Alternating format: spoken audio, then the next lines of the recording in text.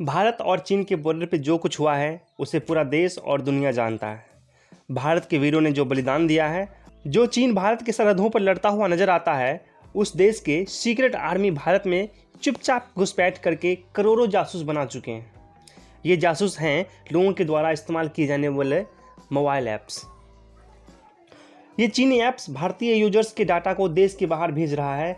देश के बाहर चीन में उसे वेब सर्वर पर कलेक्ट किया जा रहा है। ये सिर्फ डाटा चोरी का मामला नहीं है। इस हलचलों के द्वारा खुफिया जानकारी भी चीन कलेक्ट करता है और समय आने पर उसका इस्तेमाल करता है। इसके साथ ही यूजर्स के पिक्चर, लॉगिन आईडी और पासवर्ड भी देश के बाहर भेजा जाता है। रिपोर्ट की माने तो चीन के 52 ऐप सोशल मीडिया पे काफ़ी वायरल पिछले कई सालों से टिकटॉक, वीगो लाइव, शेरिट, जूम और यूसी ब्राउज़र को देश में करोड़ों लोग यूज़ करते हैं। फिलहाल देश के करोड़ों लोग चीन के इस ऐप को इस्तेमाल करते हैं। सरहदों पर तैनात सेना भी चीन के ऐप को इस्तेमाल करते हैं। सेना और उसके परिवार के बीच बातचीत को चीन रिकॉर्ड करता है और समय आने पर उस जानकारी को साइबर अटैक में उपयोग करता है। इससे तमाम सुरक्षा से जुड़ी जानकारी चीन तक पहुंच सकती है। इन जानकारी की वजह से चीन साइबर अटैक की क्षमता को भी कामयाब रखते हैं। गृह मंत्रालय ने जूम ऐप को लेकर अलर्ट जारी किया है। मंत्रालय ने यह alert national cyber security agency computer emergency response India के प्रस्ताव पर जारी की थी। भारत पहला देश नहीं है जिसने जूम ऐप को लेकर रोक लगाई हो। हालांकि आप सभी जानते हैं कि जूम एक बहुत ही पॉपुलर वीडियो कॉलिंग ऐप है जो कि चीन द्वारा बनाया गया है।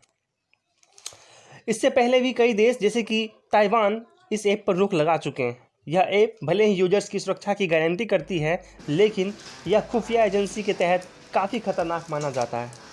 तमाम जानकारी को चीन वेब सर्वर में रिकॉर्ड करता है और समय आने पर वेब सर्वर से जानकारी निकालकर युद्ध में उसकी उपयोग की जाती है। मशहूर चीनी ऐप स्नैपट्यूब से करोड़ों रुपए की धोखाधड़ी का मामला सामने आया है। रिपोर्ट के मुताबिक चीन सरकार की हमेशा नज़र बनी रहती है।